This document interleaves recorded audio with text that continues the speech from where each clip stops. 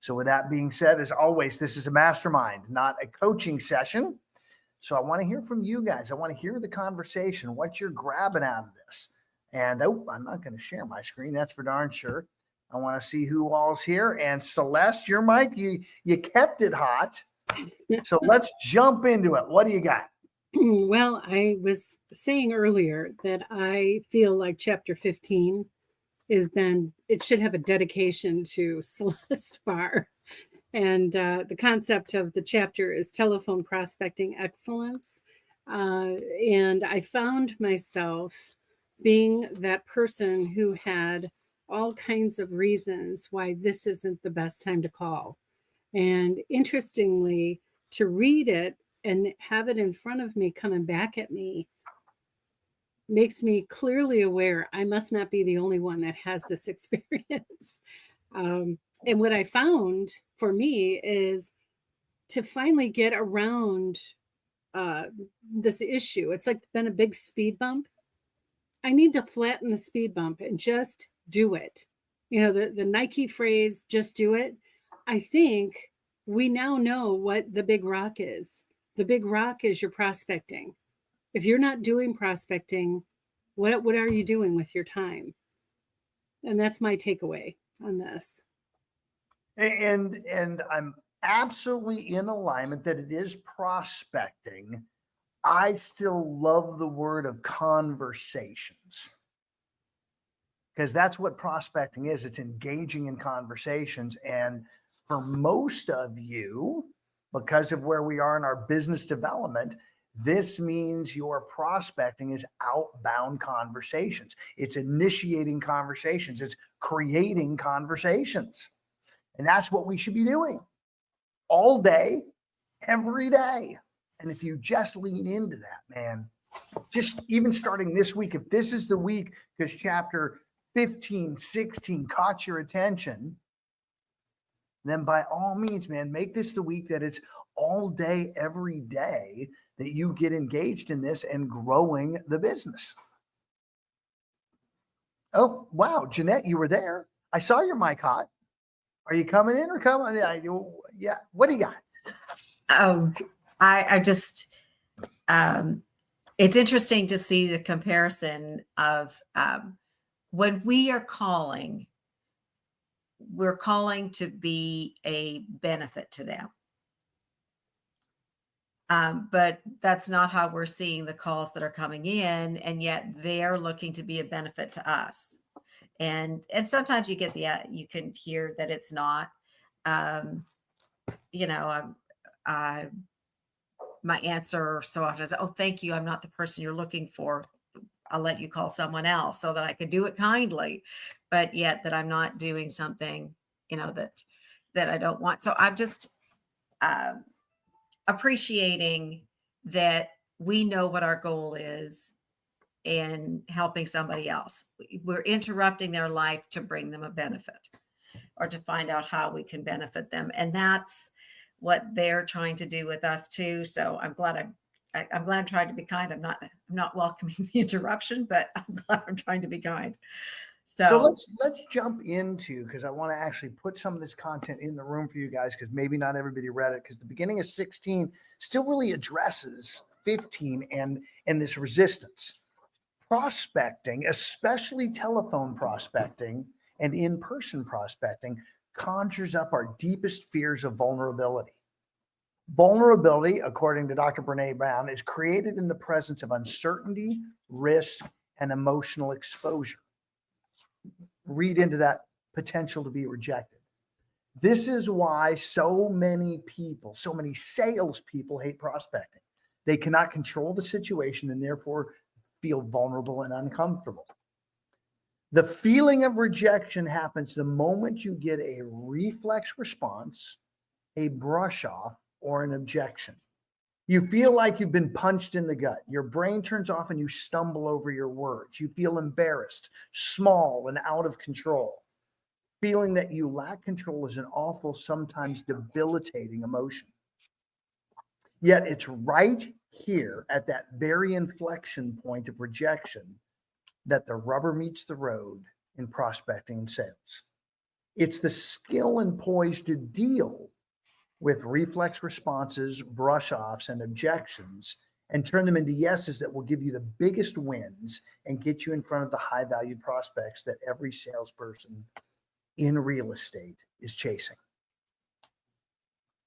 So by doing the activity, getting on the phone and leaning into these, what he calls RBOs, the reflex responses, which we all have. You walk into a store, the salesperson asks, "May I help you?" And your reflex response is,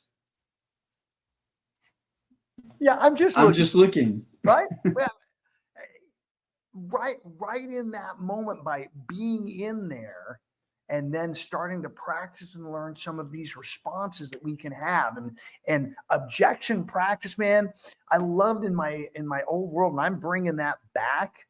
Practice and role play started right out of the gate with objection handling. We didn't get into scripts and dialogues of other stuff. We jumped first into objection handling. Right when we began that listing presentation, the first part of the training was the objections, not the actual listing presentation. Because here's the other fun part. When you get those, whatever they are, the brush off, the reflex response, or the objection, that is the opportunity. When you call and get voicemail, yeah, it's easier, but that's not the opportunity. Having that conversation is. What else you guys have?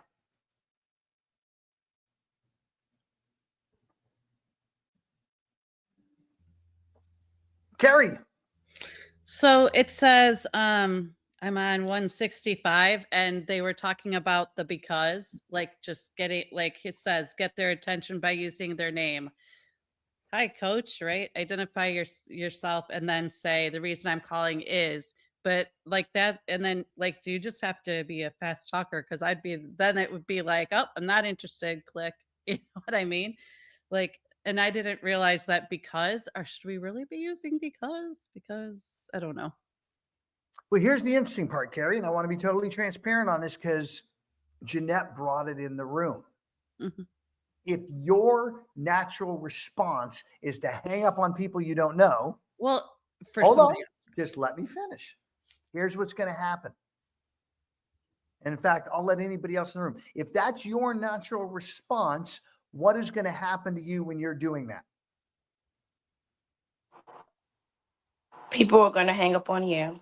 You got it, Nafritha.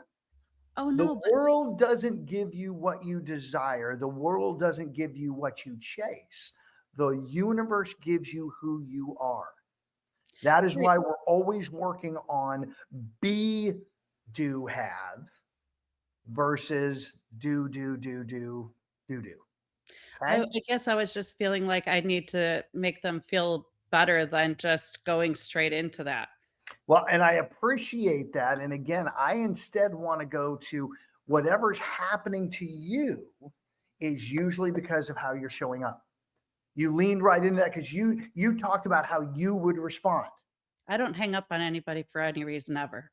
Okay. Well, but I would listen, but I would be like, I don't have the time right now. That's what I'm saying. So your brush off would be, I don't have the time right now. Right. So that may be then what you're getting. Whatever it is, you follow this model and test it rather than responding with, I think I know better. Here's the fun part too for everybody. This wasn't about if you think you know better, what are your results compared to Jeb Blount's? No, I don't think I know better. It's a question. Like it's going straight into it. And then because like, I want to make sure that I'm getting, I want a warmer response from them before that, you know what I'm saying? And like, again, though, you've said it, you want something different. So that's how you show up and what you do. And how's that working out? That's only my question. And is it working out as good as it is for Jeb? If not, then let's do it his way for a while first and test it. And see, yes, it's going to be uncomfortable for you, Carrie, because this is new territory for you. It's not going to feel right. But I guess I'm just more asking, like, what is from that objection, then where do I go with that? Well, that is later in the chapter on how you handle that objection. Okay, there is the entire process, and I'm going to let somebody else bring it in if they want to. That's excellence, RBOs. The anchor, disrupt, ask.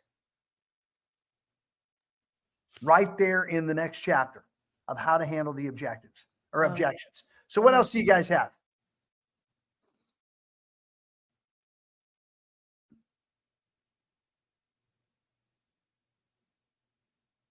All right, I'm going to say what I'm thinking. I really actually think when someone gives you a no, a negative, it's only because they don't see that they need your thing, your service, whatever, now. Doesn't mean it's no forever. And if you come away with a no, in a way, that's a good thing. Because as they say, statistically, if you mark off, you're going to get X number of no's before you get a yes. Play a game and say, I got the no. I got one more no. Good. I'm getting closer to my yes. It's all about your attitude, about the game you're playing, because it is a game. It's a numbers game. That's my takeaway. And that's a huge takeaway, Celeste, from earlier in the content. For us in real estate, I'd love for you to think of it a little more detailed. One of my favorite questions of asking someone when we're talking about lead gen is how often do people move? Once every how many years? And I'll hear 5, 7, I'll hear 10. So let's just use 10. Let's use the biggest one. That means 9 out of 10 people you talk to aren't moving in the next 12 months. Now, people usually aren't planning that far ahead of really when they're moving.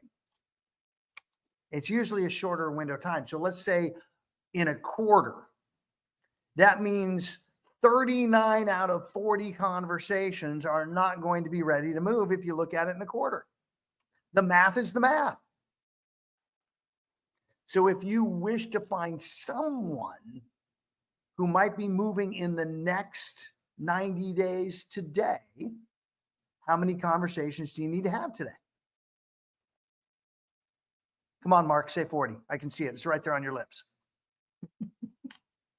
Yeah, 40 conversations based on that math I put out there. Absolutely. And, well, gosh, who do I talk to? This is turning over rocks. People get so focused on, I've got to talk to the right person at the right time versus I just have to talk to 40 people. And that's why Jeb loves the telephone, because that's the quickest way to get the numbers done. And he loves this scripting, Carrie, because it's the quickest way to get to the no. If no's the truth. It's the quickest way to get to the no if no's the truth. That's the key. By doing this, you're breaking their standard pattern. By knowing how to handle the RBOs in chapter 16, you're knowing how to verify that that's really the case. And if it is, awesome. Now we get to do the secondary, as we learned earlier, of building familiarity, of building a relationship. Get the no out of the way, build the relationship, do that for a few minutes and get on to the next conversation. That's what's going to crank up your real estate business. Jeanette, are you back in live? I am. You've said a lot of what I said, but on page 180, I have everybody here. It says when it comes to objections, everybody says, if you want to be good in sales, you got to learn to let it roll, rejection roll off your back. Next, they're not rejecting you. They're just objecting to your proposition. And when you get rejected by a prospect, it's not personal. Well, those are true, but they're not complete. And it doesn't really solve the problem for most of us. But I really appreciate it. It's, as he says, you've poured your blood, sweat, and tears into your efforts to contact. He says, I've got news for you. It feels personal, and it is personal. If rejection rolls off your back, it says, you said, like so many drops of water, you're probably a psychopath. I thought, oh, okay, that makes sense. But let's start with the basic. The feeling of rejection is real. When a prospect tells you no, your brain doesn't know the difference between the prospect rejecting your proposition or rejecting you. And that fits with our words for ourselves. It's like our brain doesn't understand when we're joking about, oh, I just, whatever you say about yourself, the negative things that we say to make comedy, our brain doesn't know the difference. And if we're saying them often enough, we'll get what we speak. Comedy is so funny. And yet at the same time, how many times do we hurt when we hear that person say, or you get, that groan but now come to the next place in that. Well, hold on one sec, because I want to make sure that everybody gets this page. And then I'm going to let you definitely go into the sales trainer piece. If you want to be good in sales, you've got to learn to let rejection roll off your back. Check one. They aren't rejecting you. They're rejecting your proposal. 2, when you get rejected by somebody, it's not personal. 3, and all 3 of those are BS. That's what he's saying there. This is not accurate. This traditional training of ignore it just digs you deeper in the hole. Whereas instead, let's get real about what's happening, so then you can process it better and be better prepared. Jeanette, go into that sales trainer, because I really wanted this in the room. Excellent. Sales trainers. Okay. So the flight or fight response to triggers the physical, we've learned the fight or flight response triggers the physiological reaction to fear. It's real. It's real. So now it allows me to be okay to feel this. And then he goes into, I believe it's completely disingenuous to tell you that you could just snap your fingers, detach from the rejection, and let it roll off your back. I can't do that. And I'm as fanatical as they come, he said. I walk in the door, I'll walk in the door, call a prospect anytime. I'll dive into prospecting like it's my best friend, but I'm told, no, I still feel rejected. This is the beauty of it. And this is where we all get to move into our place of growth. What I've done is develop a framework that allows me to gain control of the disruptive motion, so that I can get my objections, when I get objections, my feelings don't run amok and cause my prospecting to become a train wreck. So people over here who said, you've got to learn to let rejection roll off your back, perhaps they, so that they've been able to do this, that they've done this thing of allowing a framework to gain control. Absolutely. And so again, I want to get this one piece in there for all of you, because you've all, including me, been victim of this, and we're going to not take it anymore. Sales trainers and experts say things like, just roll it off, just let it roll off your back, because it's easier to offer platitudes and intellectualize the pain of rejection than to acknowledge that it's real and teach people how to deal with it. It's real, guys. What you're feeling is real. That innate fear that's running in your subconscious that's getting in the way is real. So let's acknowledge it. Then let's move forward and work on it. Nafritha, you're next, then Justin. So a few things, because I was going to talk about the anchor, disrupt, and ask, but then we kind of went back. And on this part, a major thing. And I think even Carrie, I've experienced that too. I think we all have, like you just said, that fear of being rejected. Or for me, like I always felt like when I call someone, I need to kind of like build a rapport. I need to say how you doing. Like even in the book, it says like don't say that, right? That's like an open-ended question for them to say, "Oh, thank you, don't have time, can't talk right now," right? I was taught, like, I guess part of it is mannerism too, right? Go into someone's house and don't say hello, right? So I can't call you on the phone and don't even acknowledge you. But here we're learning, like earlier, the quicker we get to the no, the quicker we can address that objective, right? And it was talking about how all the time they say overcome the objective, right? But many times you create this hostile environment in trying to overcome. because now it feels like we're fighting each other.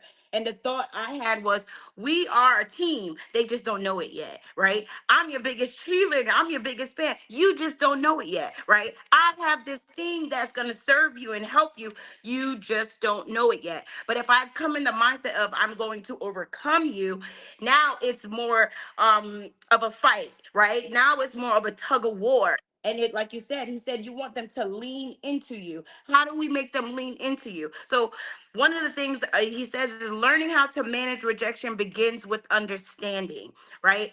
And I don't know if you guys remember, but there was this song that by SWV. It was like, understanding is what I need, right? What I need from you is understanding. I don't know if you guys know that song, but I thought about that song, right? What is understanding? So you guys know I often pull up the dictionary. So I went and looked up understanding. It's a complete and thorough knowledge or grasp of a subject, right? The power of comprehending.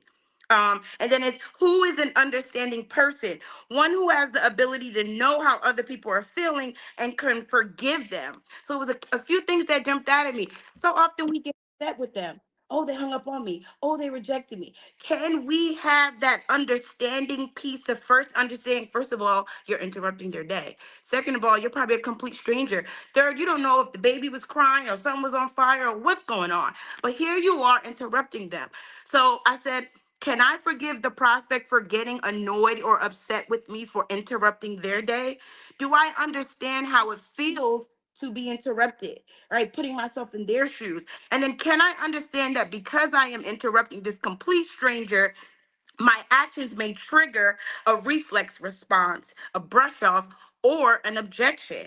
And in understanding that, it allows me to put myself in my mindset in a different perspective where I can then learn to anchor myself.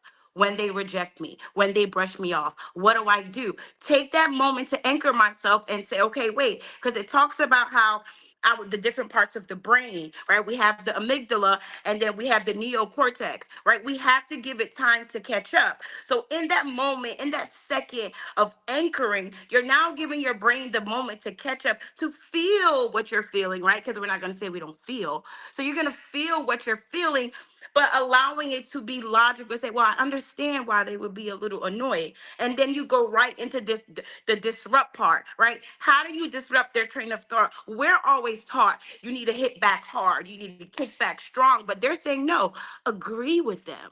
Oh, I'm too busy. Oh, you know what? I'm sure you're busy. Like, I understand that you're busy. I knew that you were going to be busy. Lean into that and say, well, how can we arrange a time where you're not busy? And then it talks about ask, right? So after you anchor, then you disrupt them with leaning in instead of pushing against them, agreeing with them, acknowledging what they're saying, and then you ask for what you want. You just want an appointment, undivided attention, or I just want some contact information, or you just want whatever it is, right? But it was a lot of things that kind of stood out to me, and that's kind of how I pieced it together. First, putting myself in their shoes to understand and acknowledge that, man, rejection sucks, right? Nobody wants to be rejected. But once you can get past that, then you can lean into, okay, because that rejection piece throws us off our objectives. Why are you calling in the first place? Right? So if you get a second to, oh, I'm calling because I need an appointment. Now you can recalculate or recalibrate your brain. You can let the emotions feel the emotions, but continue to move forward to what you were calling for in the first place. Well, let's think about two things here. Two things I want to make sure you all pick up that Nafreetha did. Brilliant pieces there and a lot to unpack. Number one, though, overcoming objections. If you're going into it with that attitude and that energy, it's a win-lose situation. You're looking to win. You're looking to overcome. And like she said, I'm their best advocate. I'm their cheerleader. We're partners. And going in with that attitude and said radically different. Okay. And then number two, this agree point. Always agreeing, giving them. In fact, the objection framework that I teach that's very similar to this, and I can't wait to blend the two, is a 4-step process where step one is agree. Whatever they throw at you, give a statement of agreement. I loved in here with, I can't talk now, I'm busy. That's exactly why I was reaching out. I know you'd be busy. And that's why I'm working to schedule an appointment. When could we talk when you're not so busy? There's the because, there's the anchor, there's the agree. All of it flows. So, guys, man, Nafrita, we're going to isolate that. We're going to get that out there. Amazing, amazing content.